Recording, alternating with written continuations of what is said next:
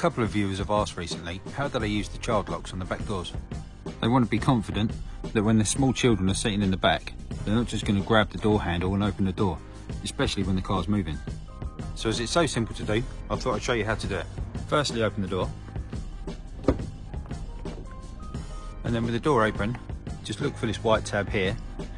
Grab your key, open it up, stick the key in and just turn it 90 degrees and that's it done. And now from the inside, when you pull the handle, you can't get out. So then to deactivate it, just grab your key again, open it up, stick it back in there, turn it 90 degrees back, and that's it deactivated. And now from the inside, you can use the handle to get out. That's exactly the same on the other side too. You can see the adapter here. So that's it, a real quick short one for today. Hope that's been useful to someone. If you've enjoyed it, hit like down below. Remember to hit subscribe coming up here now. Thanks for watching and see you in the next one. Cheers.